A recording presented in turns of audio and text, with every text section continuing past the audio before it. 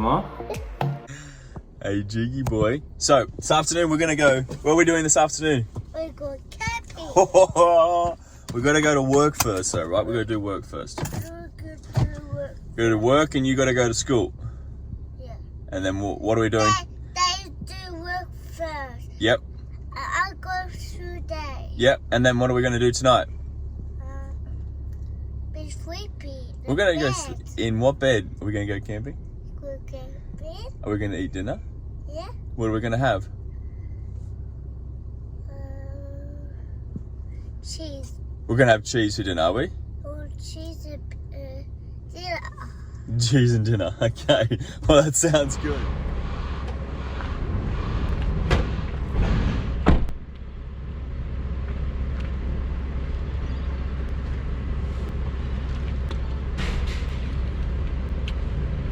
So, as you've already realised, we're going camping this evening after the day is done and everything is done. I'm going to pick up Hamish from daycare and head to our local little campsite.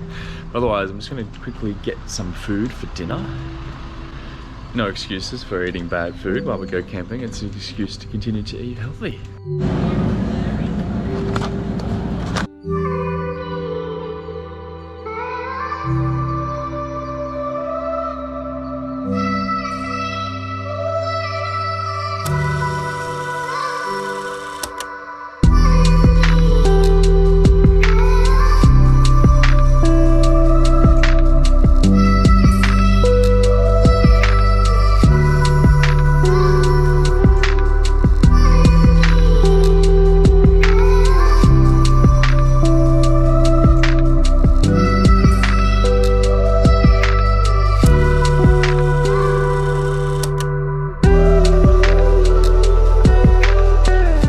Just got done with that bike ride, managed a 30 to 40 minutes of just LAHR, again, low aerobic heart rates or base fitness work that I'm doing at this present moment.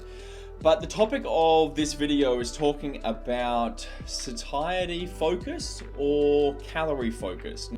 Now, I guess it depends on who you are, what context that you're coming from. Both obviously matter. So if you don't know what I'm talking about in regards to satiety, I'm just talking about how you feel full or, how hungry are you getting throughout the day, those sorts of things. Okay, so obviously in the context of either weight management, so maybe you've lost weight and now you're trying to manage your weight and keep it off, or if you are pursuing weight loss, both of these variables are significantly important. The reason obviously they are both important is that they play a massive role in someone's sustainability and ability to maintain that weight loss or sustain and adhere to their weight loss protocol that they're actually on. So for instance, obviously, if you are fighting hunger, you are fighting cravings, if you're trying to eat less but you want to eat more, basically it's a lose-lose situation. You're going to run out of motivation. The motivation battery tank is going to quickly run out. If you rely on things like discipline, willpower, motivation to lose the weight, typically in my experience, it's not going to work. You need to make sure that the body's actually behaving and reacting and looking for the right stuff. So the right food, making sure that you're actually behaving in the right manner so that your actions are aligned with either the weight management goal that you have, so keeping the weight off, or the weight loss goals that you do have.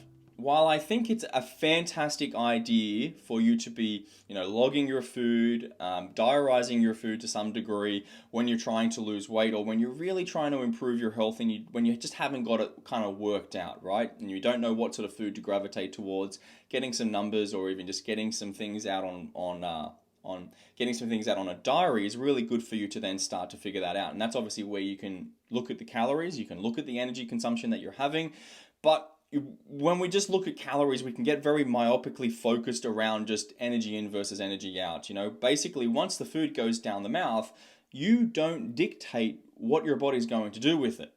So making sure that the food that is going down your mouth is going to basically cause the right behaviors, make sure that you act in the right way is really, really important. And this is where we talk about, is it calorie focused? Is it satiety focused? Well, obviously, like I said, they both matter, but satiety allows you to manage your nutrition.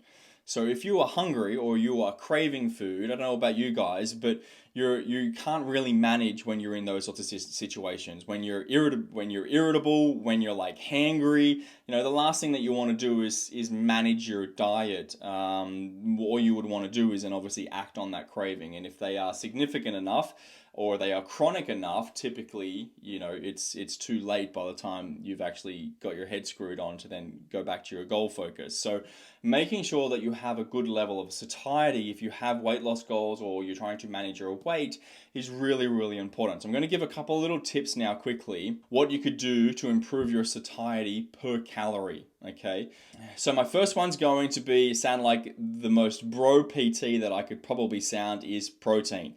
And I'm not talking about refined protein, I'm not talking about protein powders and all those supplements and things like that. I am talking about protein from real food. So obviously animal-based protein is going to have the most bioavailable nutrients accessible to you.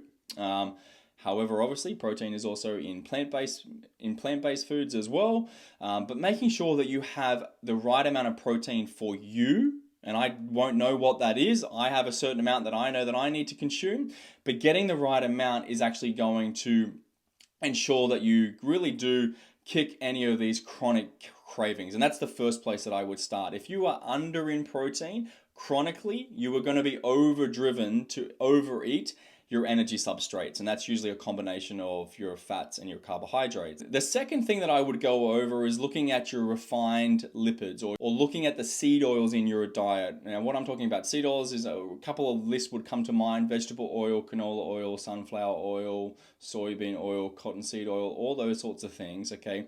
These PUFAs, polyunsaturated fatty acids, when they come in the form of these refined lipids, they cause mass amounts of inflammation on your body, but basically what it's doing is making you a really, really inefficient fat burner, or makes your fat cells work incorrectly. They call it dysfunctional fat cells, meaning that for you to get energy out of your fat, which is what it's there for, becomes hard. So making sure that when you do consume fat, it's the right fat. And by consuming these refined lipids, these highly oxidized oils, is a great way to make sure that you stay hungry. So you're getting all of these calories, all of this consumption of food, but as soon as you stop eating, you get hungry again, which really shouldn't make sense, particularly if you have plenty of body fat on you. Now, on top of the refined lipids, and this is usually where you would find all of these refined lipids, is when we talk about refined carbohydrates. So carbohydrates aren't inherently bad, don't want you thinking that, and it's definitely not the case.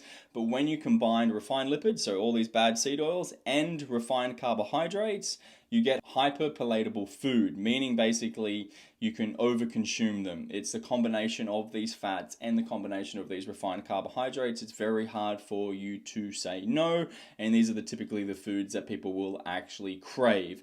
Getting out of your diet is a great way to improve your satiety because you're just not craving these highly palatable foods. And the three major ones that I would say, if you're looking to increase your satiety, is lift your protein. That's going to be aim game number one.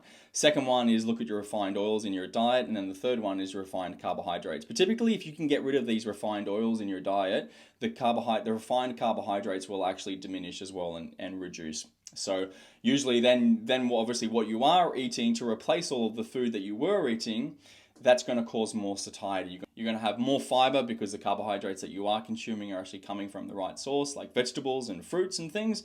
Now, just a quick little tip. If you do all of these things, but your sleep and your stress factors, and this could include training, so sleep and stress factors are way too high or out of control, these things won't do much because you're going to be hungry if you're lacking in sleep or you're too overly stressed. So just make sure that you've got that under control. All right, so that hopefully works it out. Don't forget, they are both important. Caloric understanding and satiety is very, very important. They're very closely tied when we talk about weight loss and weight management. Don't forget, you probably don't want to be logging on MyFitnessPal for the rest of your life, so making sure that you have control over your appetite is really, really important. If you like this video, don't forget to hit like and subscribe. Otherwise, guys, I hope you had a great day. I'm off camping this afternoon with Hamish. You guys will see this tomorrow. All right, guys, have a good one. Bye.